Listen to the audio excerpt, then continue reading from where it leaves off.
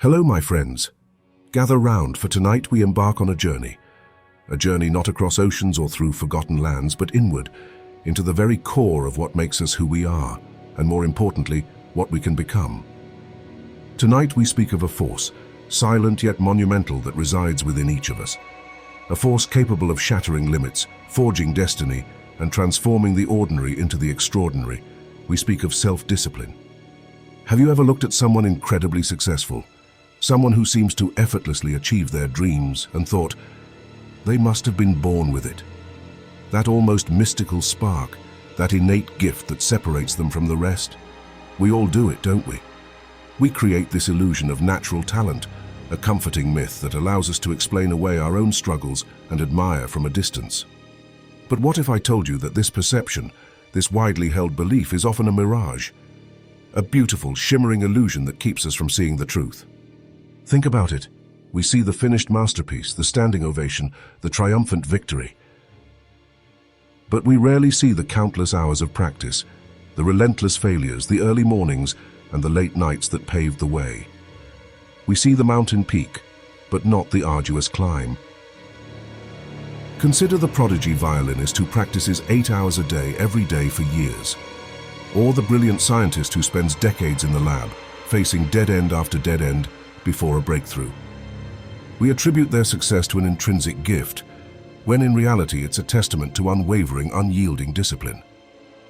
I've met countless individuals throughout my life, seemingly unremarkable in their beginnings, who went on to achieve things others deemed impossible.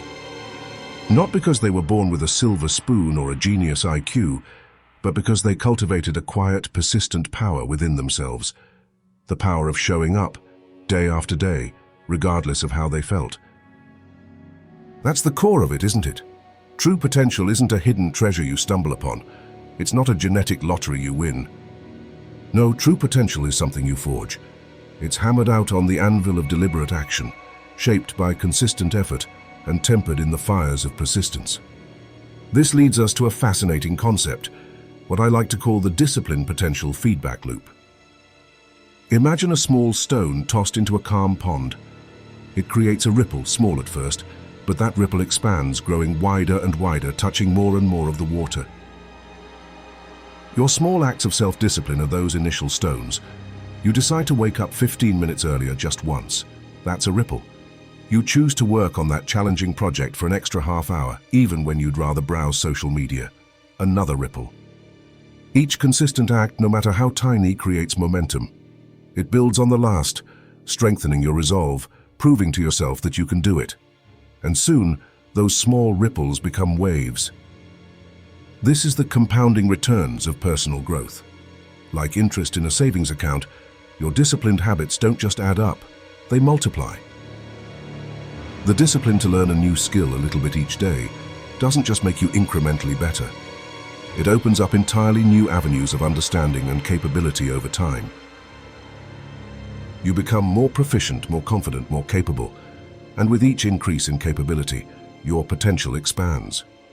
You start to see possibilities where you once saw limitations.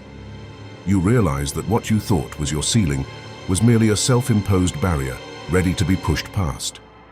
The common misconception is that self-discipline is restrictive, that it's about denying yourself pleasure or freedom. But that couldn't be further from the truth. In reality, self-discipline is the ultimate act of liberation. It's the catalyst that expands your capabilities, allowing you to move past perceived limits and truly live a life of your own design. It's the key to unlocking a freedom far greater than fleeting indulgence.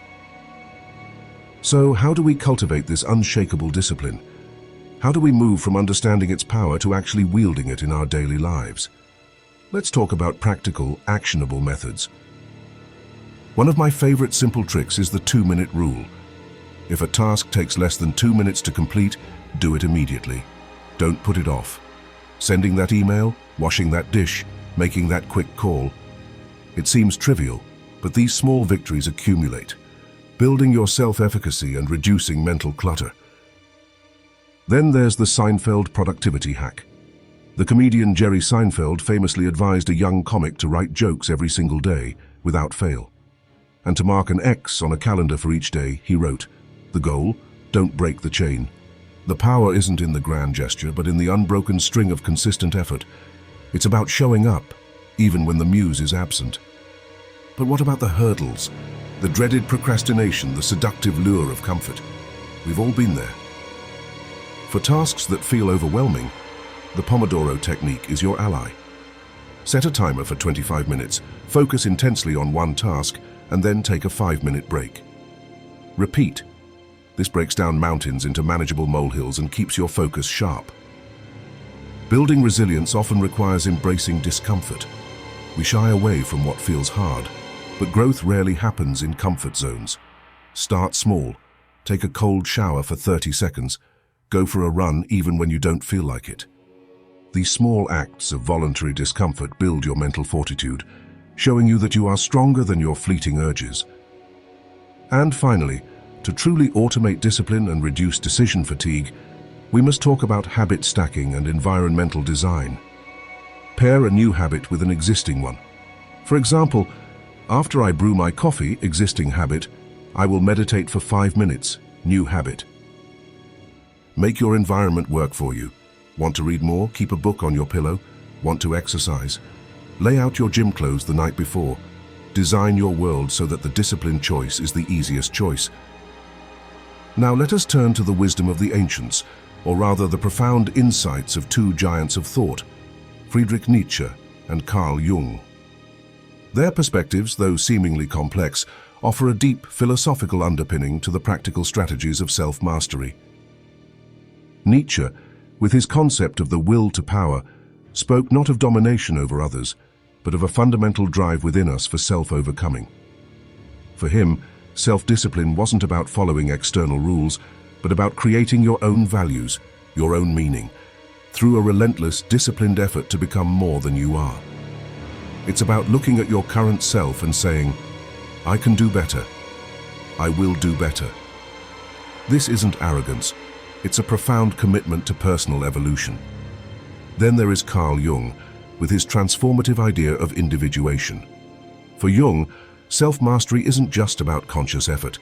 It's about integrating all aspects of yourself, including your shadow, the parts of you that you deny or repress. Through conscious effort, through the disciplined introspection required to understand your whole self, you move towards a more complete, more integrated, and ultimately, a more disciplined self. It's about bringing light to the hidden corners of your psyche, and in doing so, gaining greater control and understanding. These philosophical insights aren't abstract academic exercises. They are powerful reminders that self-discipline isn't merely a productivity hack. It is a profound journey of self-discovery and self-creation. The ancient wisdom of striving for self-mastery underpins every modern success principle we discuss. It's timeless because it taps into the very essence of human potential. So, my friends, your disciplined future starts now. This isn't a suggestion, it's an invitation. An invitation to step into the life you are truly capable of living. I challenge each of you right here, right now, to identify just one small area in your life where you can apply self-discipline immediately. One tiny step. Perhaps it's committing to reading one page of a book before bed. Perhaps it's making your bed every morning. Or perhaps it's dedicating just 10 minutes to that project you've been putting off. Picture it. Imagine a future where you consistently show up for yourself, where procrastination is a distant memory, where your goals aren't just dreams, but clear, achievable pathways. Imagine the knowledge you'll accumulate, the skills you'll master, the relationships you'll deepen. Imagine the confidence that blossoms when you know, deep in your bones, that you are the master of your own destiny, not a slave to your impulses. This isn't merely about achieving external success. It's about cultivating an inner strength, a quiet resilience that will serve you in every facet of your life. Your potential, my friends, isn't a fixed destination you arrive at. It's an ongoing journey, a magnificent, ever-expanding vista powered by one consistent, unwavering force, the application of self-discipline. It is the key to unlocking the extraordinary life that awaits you. So, what small act of discipline will you commit to today? Share your thoughts, your strategies, your struggles in the comments below. Let's build a community of disciplined dreamers. If this message resonated with you, Give it a like, subscribe for more journeys into the depths of human potential, and hit that notification bell so you don't miss our next adventure. Until then, stay disciplined, stay curious, and keep striving for the remarkable.